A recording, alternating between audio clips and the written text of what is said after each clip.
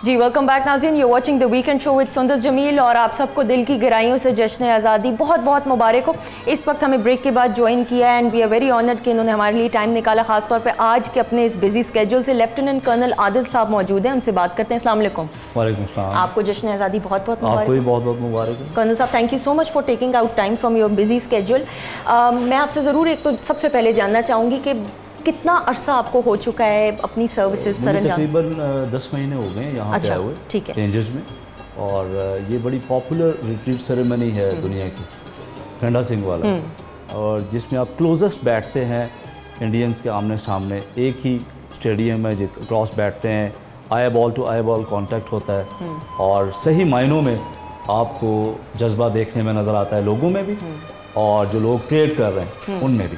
अच्छा, मैंने अभी जब मैं रास्ते में आ रही थी, एक तो ये कि मुझे जो सफ़र था वो बड़ा इंटरेस्टिंग लगा, सड़कें बड़ी साफ़, और एक और चीज़ मैंने जो देखी कि लोगों के अंदर जोशो जज्बा उतना ही था जितना वाघा बॉर्डर पे लोगों का नज़र आता है, और ख़ासतौर पे वो पिकनिक का और एक बड़ा जश्न का समा होता है। ऐसे ही अभी आप देखेंगे परेड, आप 14 अगस्त के हवाले से जो परेड अभी होगी, तो आप देखेंगे कि लोग कितने जज्बे से यहाँ पे पार्टिसिपेट करते हैं।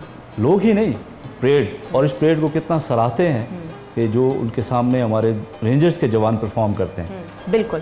अच्छा, मैं ये ज़रूर कर्नल साहब आपसे जानना चाहूँगी कि जो लोग इस सेरेमनी का हिस्सा होते हैं, जो रेंजर्स के जवान, उनकी ट्रेनिंग बहुत ख़ास तरीके से होती है क्या? बहुत हार्डकोर ट्रेनिंग का उनको करना पड़ता है? हार्डकोर ट्रेनिंग इस तरह है कि स्पेशल लोग होते हैं जिनको स्पेशल सेलेक्ट किया जाता है ट्रेनिंग परेड के हवाले से, और उसी परेड के हवाले से इन्हें ट्रेनिंग दी जाती है और स्पेशल इनको रखा जाता है। ये कुछ 2 से 3 टीम्स हैं हमारे पास जो सर्कुलेट होती हैं, आपस में सर्कुलेशन की जाती है और उनको स्पेशल रिहर्सल कराई जाती है डे टाइम में, और शाम को ये रिट्रीट सेरेमनी में हिस्सा लेते हैं। सही, बड़े कदावर हैं आपके जो रेंजर्स के जवान हैं, मैंने ये तो देखा है माशाल्लाह। 6 फीट 4 इंचेस, 6 फीट 5 इंचेस इनकी हाइट है। सही, मैक्सिमम कहाँ तक गई है हाइट इनकी? मैक्सिमम 6 फीट 6 इंचेस तक भी गई है। 6 फीट 6 इंचेस तक, और 6 फीट 6 इंचेस पे जाके जब आप कुल्ला पहनते हैं, हाँ, उसके बाद। बिल्कुल सही। अच्छा, मैं एक और चीज़ कर्नल साहब जानना चाहूँगी, मैंने देखा भी जब मैं आ रही थी, फीमेल रेंजर्स भी मैंने देखी हैं ख़ास तौर पे जिनको तैनात किया गया, उनके बारे में बताइए, उनके रोल के बारे में बताइए। उसमें ये है कि ये बहुत सेंसिटिव लोकेशन है as far as the you can say the influx of civilian people are concern.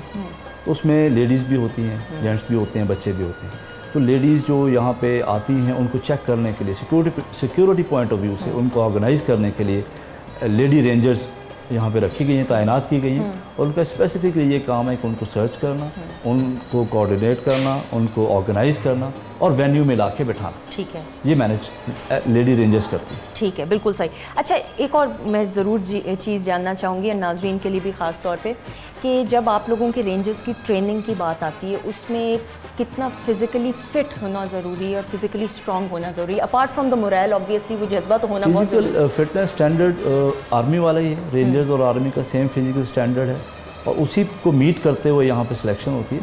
और ये लोग जो परेड वाले हैं, इनको स्पेशल फिजिकल फिटनेस दी जाती है।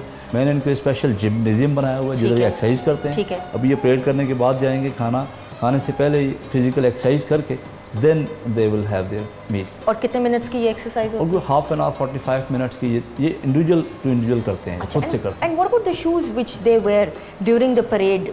वो क्या होते हैं स्पेशल? वो स्टड्स होते हैं नीचे इनके, यहाँ बूट्स के नीचे लोहा लगाया जाता है, ठीक है, ताकि वो डैमेज ना हो और वो थोड़ा थ्रस्ट ले इसलिए। और कुछ थोड़ा सा उसका मकसद ये भी होता है कि आवाज़ पैदा हो उससे, जब वो फ्लोर पे लगे, सही आवाज़ पैदा। और ये कितना अर्सा लास्ट करते हैं? ये 1 से 2 महीना रहते हैं, फिर दोबारा लगवाने पड़ते हैं। लेकिन जितना मैंने देखा है, जितना मोरल, अब तो खैर हम सेरेमनी देखेंगे, नाजरीन को भी दिखाएंगे, लेकिन जिस तरह फीमेल रेंजर्स से भी आपकी मुलाकात हम कराएंगे, आपके उन लोगों से भी मुलाकात कराएंगे ख़ास तौर पे कि जो परेड का हिस्सा होते हैं, वो हमारे अहलकार जो ख़ास तौर पे इस परेड को 4 चांद लगाते हैं, उनसे भी हम बातचीत करेंगे। अच्छा, जश्न आज़ादी की अगर हम बात करते हैं, 14 अगस्त की बात करते हैं, तो कुछ कहना चाहेंगे नाजरीन को?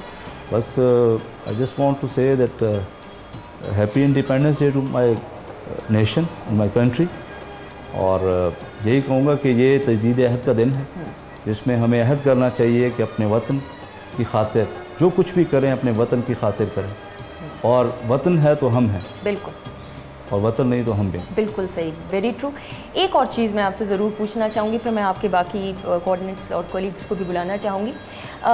जोश और जज्बे की अगर हम बात करते हैं तो जो लोग ख़ास तौर पे ये सेरेमनी अटेंड करने आते हैं, हमारी आम सिविलियन और आम आवाम के अंदर आपको कितना जज्बा नज़र आता है? ये तो अभी आप देख लेंगे, थोड़ी देर बाद रिट्रीट सेरेमनी शुरू होगी तो उन्हीं के नारों से ही जवान ज़्यादा पुरजोश होता है। अगर हकीकत बताएं, जब सिविलियंस नारे मारते हैं और जोश और जज्बा शो करते हैं तभी जवान ज़्यादा जज्बे से सरचार होता है और वो एक्ट करता है अपने वतन की खातिर। बिल्कुल। अभी आप थोड़ी देर में जब रिट्रीट सेरेमनी शुरू होगी इंशाल्लाह आप विटनेस करेंगे तो आपको खुद अंदाज़ा हो जाएगा कि लोगों का जज्बा और उसके साथ मेरे जवानों का जज्बा, आपको अंदाज़ा हो जाएगा किस तरह ये लोग परफॉर्म कर रहे हैं। बिल्कुल बिल्कुल। And we are waiting anxiously. हम एक ब्रेक लेंगे, जब ब्रेक के बाद वापस आएंगे तो मज़ीद और बहुत सारी बातें होंगी। Don't go anywhere, you are watching the weekend show.